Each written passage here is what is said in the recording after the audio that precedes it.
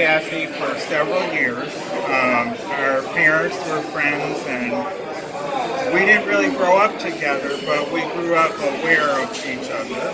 And more recently, we became more acquainted, and I knew Kathy through her singing career. And then she started painting more frequently. She had been doing some painting, and I fell in love with her work, and I have a few pieces in my own collection. And I'm here tonight to see her shop. Wow, she's got some great pieces here. Yeah. And you were telling me you're interested in one of these pieces? This one here. That's the one. I've wanted that for a while. Wonderful. Yeah.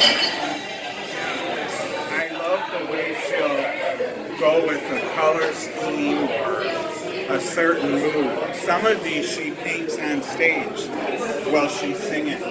Some of these pieces. She'll paint on stage while she's singing, while she's Wonderful. performing. Wonderful. Wonderful. And you were telling me you have some of her art at your home. Yes, I have a larger piece Okay. that I actually commissioned a few years ago. Okay. And she had a few of these smaller pieces, and Okay. I like the way they complemented each other. So Okay. I bought a few, and I have kind of a grouping on a wall in my dining room. Okay, well, Yeah. thank you so much for sharing Well, thank with you. me. My pleasure. Okay, thank you.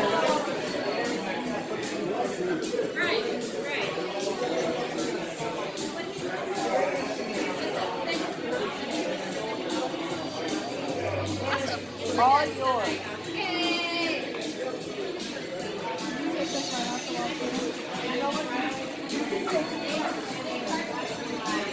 I might have to reach up.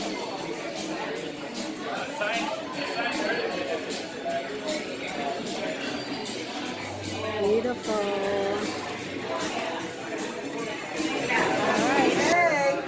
Hey, Okay. this is my 20 square inch. I do a lot of squares when I paint, and most of my work, I would say all of my work, is total improv. I even teach a class called Improvisation on Canvas. They're all jazz-inspired motifs. I never have a concept of what I'm going to paint when I grab color in a canvas. I'm usually listening to some old school traditional jazz by Thelonious Monk or Miles Davis or Charlie Parker or Bud Powell. Even some of the more contemporary jazz artists like Horace Silver and Herbie Hancock and Chick Corea. And I let the music flow through me. I have no preconceived ideas about what I'm going to put on that canvas until the music goes on. And then it's an out-of-body experience. I just zone out and I start playing with colors. And it's just beautiful. And I hear sound. I see sound. I see sound and I hear color. And I apply it to the canvas. This painting right here is titled Liquid Spirit. And it was titled after Gregory Porter, the jazz artist's album, Liquid Spirit. I didn't think about Gregory Porter when I was painting it, but when it was all done and I looked at the finished product, I said, whoa, it looks like liquid water. It looks liquid, so I titled it Liquid Spirit. The painting you're looking at, the black and white, is titled Winter is Coming. Okay. It's my personal homage to the TV series Game of Thrones, which I was heavily addicted to. In fact, I'm very sorry the seasons have ended. They could probably make us a prequel now, but in the meantime, when the painting was finished, all I could think about was Game of Thrones and the winter and the wall. And actually the painting above, I love that. is titled The Wall. So it's thematic. And they complement each other. They do. They're both Game of Thrones inspired. Okay. So sometimes, every now and again, something will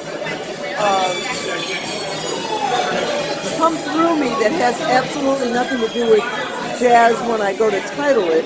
But I start with the jazz theme and the jazz music and the jazz feel, and then when the painting is finished and I step back and I look at it, all of a sudden the title just pops into my head. Okay, and over here?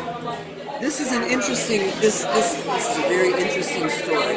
Okay. Over the summer, with all of these big works on this wall, Okay. I painted outside. I used all natural lighting.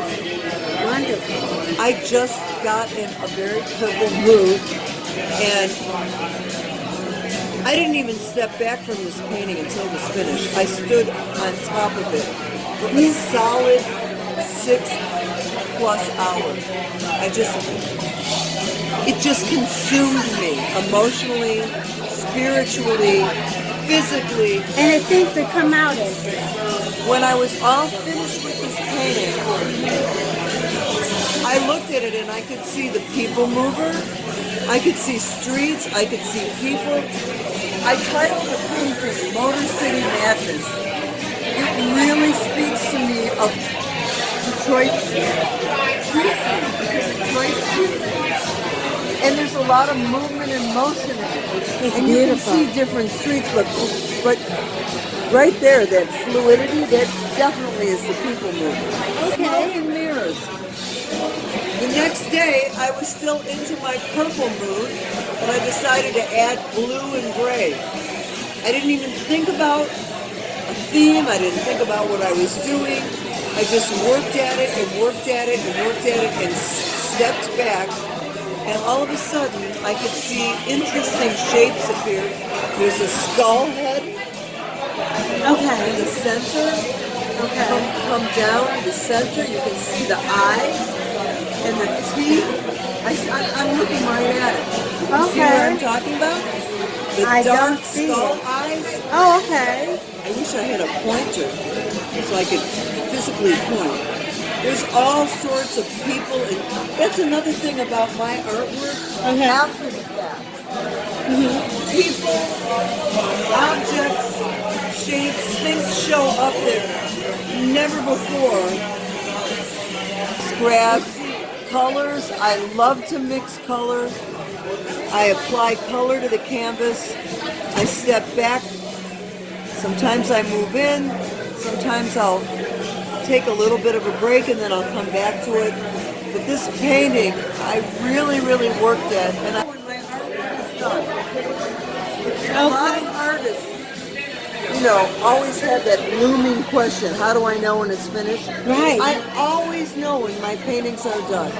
There's a little voice in my head that says, it's done, stop, or you'll ruin it. Okay. And I really like the blues and the purples. I added a lot of gray. This is titled Incubator. You can also see martini olives that show up here and there, but I really didn't know what I was going to title this painting until the painting was finished. And I saw a lot of interesting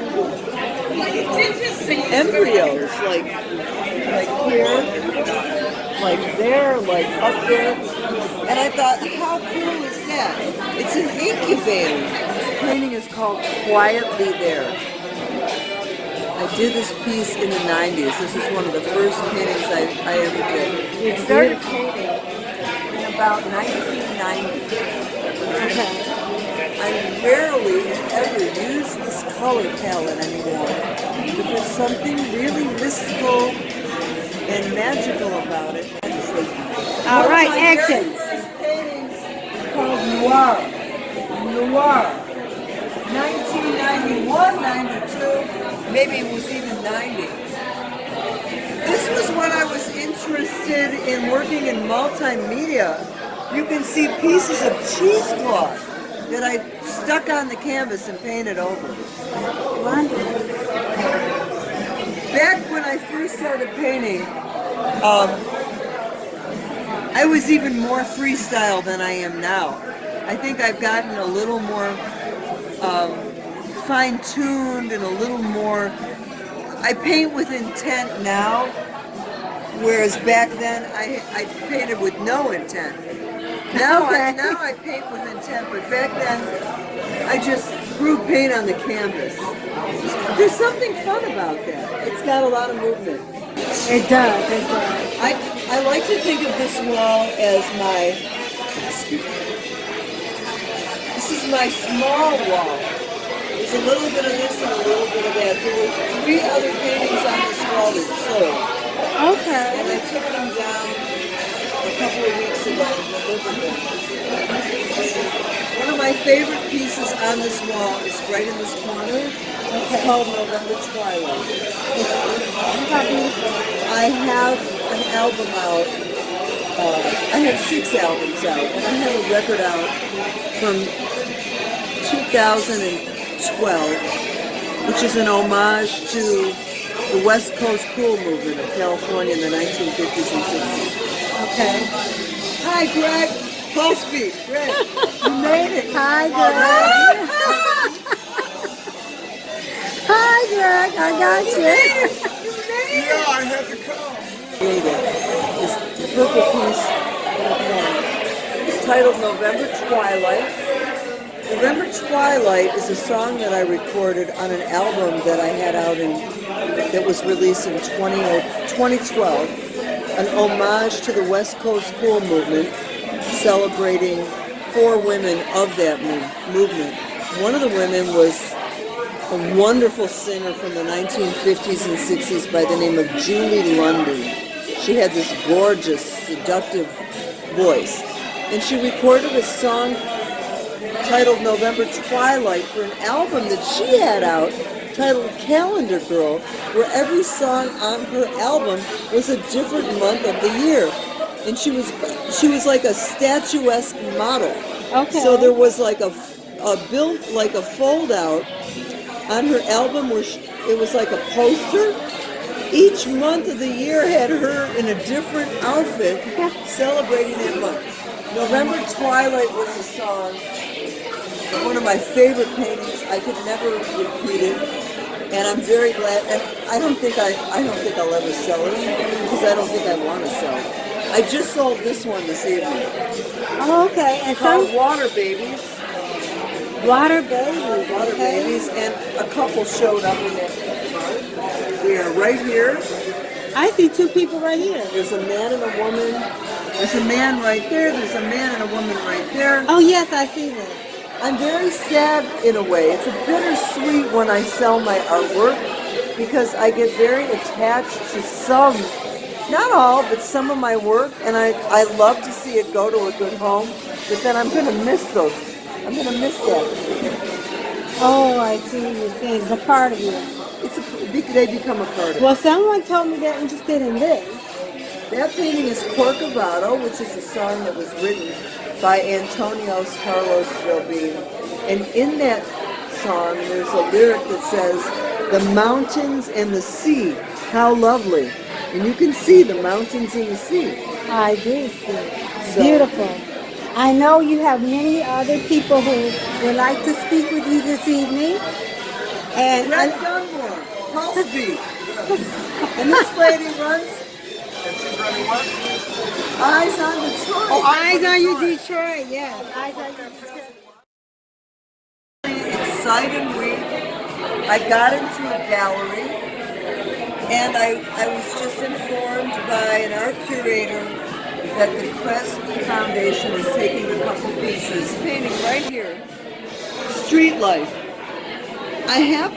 One thing that I do that's consistent, I use a lot of archways and roadways, and a lot of my artwork looks like aerial views of a city. That's true. And I see that.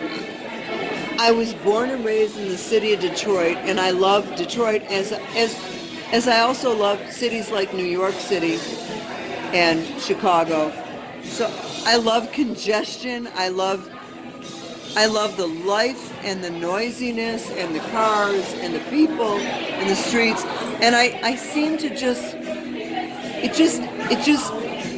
it morphs into my artwork. Well, congratulations with Kresge. Thank you for your time. Thank you.